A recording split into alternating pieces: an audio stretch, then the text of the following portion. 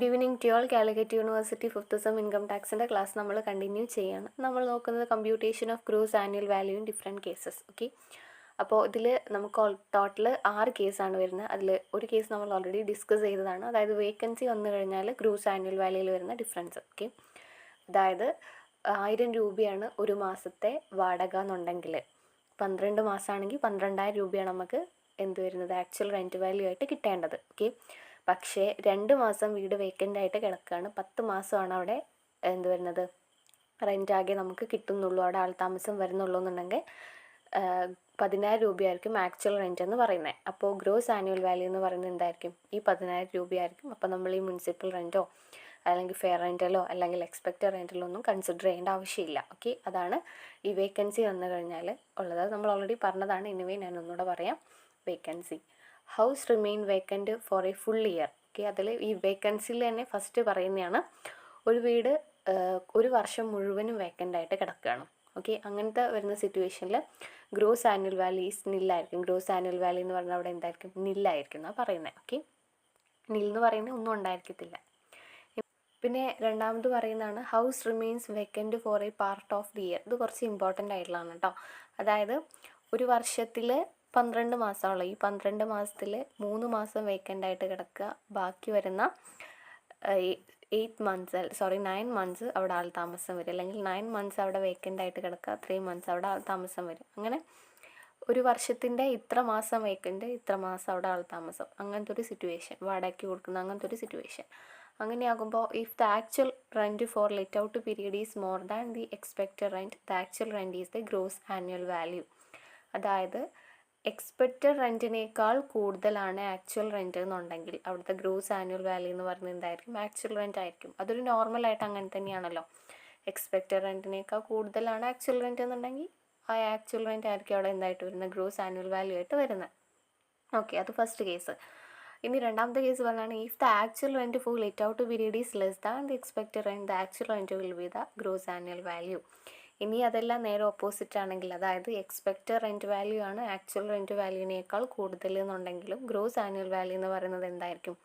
Actual rent ആയിരിക്കും. ഇത് vacant വരുമ്പോൾ ഉള്ളൊരു സിറ്റുവേഷൻ ഉണ്ട്. അതാണ് ഞാൻ പറഞ്ഞത്, ഇത് കുറച്ച് ഇമ്പോർട്ടൻ്റ് ആണെന്നുള്ളത്. കാരണം എക്സാമിന് റിപ്പീറ്റ് ആയിട്ട് വരാറുണ്ട്. ഓക്കെ, വേക്കൻസി വന്നാലും 3 തരത്തിലാണ് നമ്മൾ ട്രീറ്റ് ചെയ്യുന്നത്. അതായത് ഫസ്റ്റ് മുഴുവനായിട്ടൊരു വർഷം മുഴുവനും വേക്കൻ്റ് ആയിട്ട് ഒരു വീട് കിടക്കുകയാണെങ്കിൽ ഗ്രോസ് ആനുവൽ വാല്യൂ എന്ന് പറയുന്നത് നില്ലായിരിക്കും. ഓക്കെ, ഇനി രണ്ടാമത് പറയുന്നതാണ് പാർട്ട് ഓഫ് ദി ഇയർ. അതായത് ഒരു വർഷത്തിൻ്റെ ഇത്ര മാസം വേക്കൻറ്റും ഇത്ര മാസം റെൻറ്റിന് കൊടുത്ത് അങ്ങനത്തെ ഒരു സിറ്റുവേഷൻ വരികയാണെങ്കിൽ ആക്ച്വൽ റെൻറ്റാണ് എക്സ്പെക്റ്റഡ് റെൻറ്റിനേക്കാൾ കൂടുതൽ എന്നുണ്ടെങ്കിൽ അവിടെ ഗ്രോസ് ആനുവൽ വാല്യൂ എന്ന് പറയുന്നത് ആക്ച്വൽ റെൻറ്റ് ആയിരിക്കും. ഓക്കെ, അതല്ല ഇനി ആക്ച്വൽ റെൻറ്റിനേക്കാൾ കൂടുതലാണ് എക്സ്പെക്റ്റഡ് റെൻറ്റൽ വാല്യൂ എന്നുണ്ടെങ്കിലും അവിടുത്തെ ഗ്രോസ് ആനുവൽ വാല്യൂ എന്ന് പറയുന്നത് എന്തായിരിക്കും?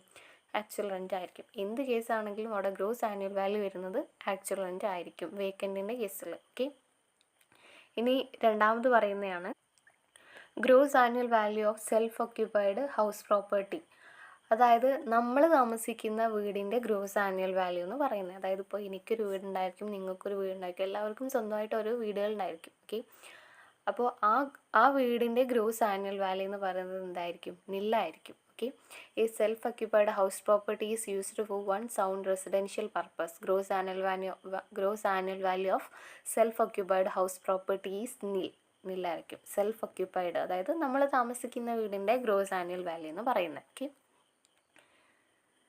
അതിൻ്റെ കുറച്ച് എക്സ്പ്ലനേഷൻ ആണ്. If an assessee occupies more than 2 houses properties as self-occupied, he is allowed to treat only 2 houses as self-occupied at his option. The remaining self-occupied house property shall be treated as deemed to be let out. അതായത് ഒരു അസസിക്ക് 2 വീടുകൾ വരെ self ഒക്യുപ്പൈഡിന് വേണ്ടിയിട്ട് use ചെയ്യാം. അതായത് ഇപ്പം 2 ഭാര്യമാരൊക്കെയാണെന്നുണ്ടെങ്കിൽ 2 ഭാര്യമാർക്ക് ഓരോ വീടുകൾ. ഓക്കെ, അല്ലെങ്കിൽ ഒരുപാട് മെമ്പേഴ്സ് ഉണ്ടെങ്കിൽ, നമുക്ക് ഒരുപാട് മെമ്പേഴ്സ് ഉണ്ടെന്നുണ്ടെങ്കിൽ ഓഫ്കോഴ്സ് 2 വീടൊക്കെ വേണ്ടി വരും ഒരാൾക്ക്. അല്ലെങ്കിൽ ഗസ്റ്റ് ഹൗസ് എന്നൊക്കെ പറഞ്ഞിട്ട് 2 വീടുകളൊക്കെ വേണ്ടി വരുമല്ലോ. അപ്പോൾ അങ്ങനത്തെ സിറ്റുവേഷനിലൊക്കെ 2 വീടുകൾ നമുക്ക് സെൽഫ് ഒക്യുപ്പൈഡ് വേണ്ടി യൂസ് ചെയ്യും. അതൊരിക്കലും എന്താവില്ല, അതൊക്കെ അതിൻ്റെയൊക്കെ ഗ്രോസ് ആനുവൽ വാല്യൂ എന്ന് പറയുന്നത് നില്ലായിരിക്കും. എന്നാൽ ഒരാൾക്ക് 2 കൂടുതൽ വീടുകൾ ഉണ്ടെന്നുണ്ടെങ്കിൽ 2 വീട് മാത്രമേ സെൽഫ് ഒക്യുപ്പൈഡ് ആയിട്ട് കൺസിഡർ ചെയ്യുള്ളൂ. ആ 2 വീടുകൾക്ക് അസസിക്ക് തീരുമാനിക്കാം ഏതാണ് ആ 2 വീടുകൾ എന്നുള്ളത്. അതായത് ഇപ്പോൾ 3 വീടുണ്ടെന്ന് വിചാരിക്കുക. 3 വീടുണ്ടെന്നുണ്ടെങ്കിൽ ഈ 3 വീടിൽ ഏത് 2 വീടൊക്കെയാണ് സെൽഫ് ഓക്യുപ്പൈഡിന് വേണ്ടി യൂസ് ചെയ്യുന്ന വീട് എന്നുള്ളത് ആർക്ക് തീരുമാനിക്കാം? SSCക്ക് തീരുമാനിക്കാം. ഓക്കെ, അതാണ് ഇത് പറയുന്നത്. അപ്പോൾ മാക്സിമം എന്താണെന്ന് വെച്ചാൽ 2 വീടുകളാണ് സെൽഫ് ഓക്യുപ്പൈഡിന് വേണ്ടിയിട്ട് മാക്സിമം ഒരു SSCക്ക് യൂസ് ചെയ്യാൻ പറ്റുന്നത്. 2 കൂടുതൽ വീടുണ്ടെന്നുണ്ടെങ്കിൽ നമ്മൾ ടാക്സ് അടയ്ക്കേണ്ടി വരും. അത്രേ ഉള്ളൂ. ഓക്കെ, ഇനി നെക്സ്റ്റ് പറയുന്നതാണ് gross annual value of house property self occupied and partly let out. അതായത് ചില വീടുകളുണ്ടാവും, നമ്മൾ താമസിക്കുകയും ചെയ്യും, നമ്മളത് വാടകയ്ക്കും കൊടുക്കും. ഓക്കെ, അതായത് മുകളിൽ വാടകയ്ക്കൊക്കെ കൊടുക്കും, താഴത്ത് നമ്മൾ താമസിക്കുകയും ചെയ്യും. അങ്ങനത്തെ ചില വീടുകളുണ്ടായിരിക്കും. അപ്പോൾ അങ്ങനത്തെ വീടുകളുടെ കേസാണ്. If units are inseparable it is consider as one house and no benefit of self occupation is allowed. അതായത് 2 വീടാണുള്ളത്, ഒരു വീടാണുള്ളത്, അവിടെ നമ്മൾ രണ്ടും ചെയ്യുന്നുണ്ട്, വാടകയ്ക്കും കൊടുക്കുന്നുണ്ട്, നമ്മളും അവിടെ താമസിക്കുന്നുണ്ട്. ഓക്കെ, അപ്പോൾ അത് ഇൻസെപ്പറബിൾ ആണെങ്കിൽ, അതായത് സെപ്പറേറ്റ് അതിൻ്റെ കാര്യങ്ങളൊന്നും കാൽക്കുലേറ്റ് ചെയ്യാൻ കഴിയില്ല എന്നുണ്ടെങ്കിൽ അത് നമ്മൾ കംപ്ലീറ്റ് ആയിട്ട് നമ്മൾ പറയുന്ന ലെറ്റ് ഔട്ട് ആയിട്ടാണ് കൺസിഡർ ചെയ്യുക. സെൽഫ് ഓക്യുപ്പേഷൻ അവിടെ ബെനിഫിറ്റ്സ് ഒന്നും കിട്ടില്ല എന്നാണ് പറയുന്നത്. അതായത് സെപ്പറേറ്റ് ആക്കാൻ കഴിയില്ലെങ്കിൽ. Okay, if units are inseparable it is considered as one house and no benefits of self occupation is allowed. Okay, അത് ഒരൊറ്റ വീടായിട്ടാണ് കൺസിഡർ ചെയ്യുന്നത്. അവിടെ സെൽഫ് ഓക്യുപ്പേഷൻ സെൽഫ് ഓക്യുപ്പേഷൻ്റെ ബെനിഫിറ്റ്സ് ഒന്നും അലൗഡ് അല്ല എന്നാണ് പറയുന്നത്. ഓക്കെ, ഇനി സെപ്പറബിൾ ആക്കാൻ കഴിയുകയാണെങ്കിൽ if units are separable each units or parties to be treated as separate house and benefits thereon is provided. അപ്പോൾ സെൽഫ് ഓക്യുപ്പൈഡ് ആണെങ്കിൽ ടാക്സ് അടയ്ക്കേണ്ടല്ലോ, ഗ്രോസ് ആനുവൽ വാല്യൂ കാൽക്കുലേറ്റ് ചെയ്യുന്നു വേണ്ട. അതെല്ലാം മറ്റതാണെന്നുണ്ടെങ്കിൽ ഇങ്ങനെ പാർട്ട്ലി ലെറ്റ് ഔട്ടിന് കൊടുത്തതാണെന്നുണ്ടെങ്കിൽ നമ്മൾ എന്തടയ്ക്കണം? ഗ്രോസ് ആനുവൽ വാല്യൂ കാണണം, അതിൽ നമ്മൾ ടാക്സ് അടയ്ക്കണം. ഓക്കെ, അതാണിത് പറയുന്നത്. പിന്നെ നെക്സ്റ്റ് പറയുന്നതാണ് ഇപ്പോൾ മൂന്നെണ്ണം ഓൾറെഡി നമ്മൾ ഡിസ്കസ് ചെയ്തു. 4-മത്തെയാണ് കേട്ടോ. Gross annual value deemed to be let out.